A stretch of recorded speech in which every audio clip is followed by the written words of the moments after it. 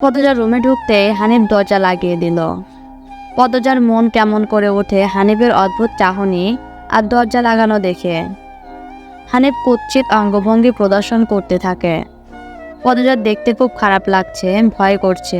এদিকে আয়, তোর লগে গল্প করি। হানিফ বিছানায় বসে পদজাকে কাছে ডাকলো। পদজা কাছে যেতে সংকোচ বোধ করে। হানিফ পদজার ডান হাত ধরে টেনে কোলে বসায়। তুই জানোস তুই যে সবার থেকে বেশি সুন্দর? হানিফের প্রশ্ন পদজার কানে ঢোকেনি। সে মোস্টাতে থাকে হানিফের কোল থেকে নামার জন্য।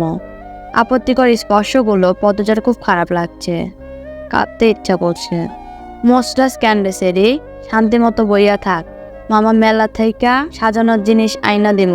হানিফ শক্ত করে দুহাত ধরে রেখেছে পদ্মজাকে। পদ্মজা কিছুতেই নড়তে পারছে না। মামা, আমি বাড়ি যাব, কাঁদো কাঁদো হয়ে বলল পদ্মজা। কই যাবি?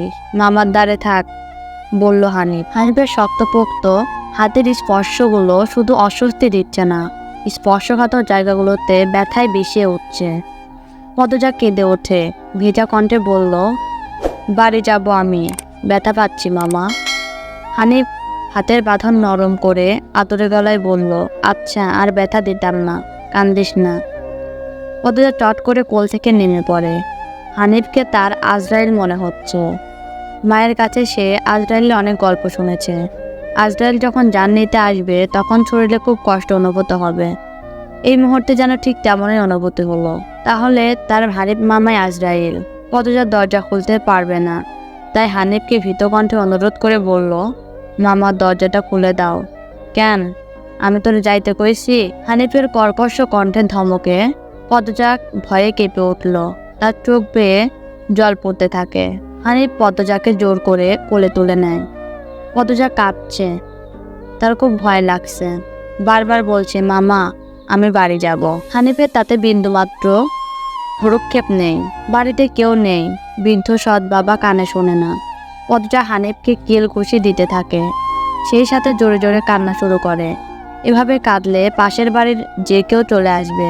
হানিফের রক্ত টকবক করছে উত্তেজনায়। সে দ্রুত ওড়না দিয়ে পদ্মজার মুখ হাত পা বেঁধে ফেলল। পদ্মজার দু চোখের পানি হানিফের চোখ গলেনি। হানিফ ভীষণ আনন্দ পাচ্ছে, পৈশাচিক আনন্দ পাচ্ছে। সে সিগারেট জ্বালায়। খুব আনন্দ হলে তার সিগারেট টানতে ইচ্ছা হয়। সিগারেট টানতে গিয়ে মাথায় আসে নৃশংস ইচ্ছে। নাক মুখ দিয়ে ধোঁয়া উড়িয়ে সিগারেট দুই আঙ্গুলের মাঝে রেখে পদ্মজার বাম পায়ের তালুতে চাপ দিয়ে ধরে রাখে।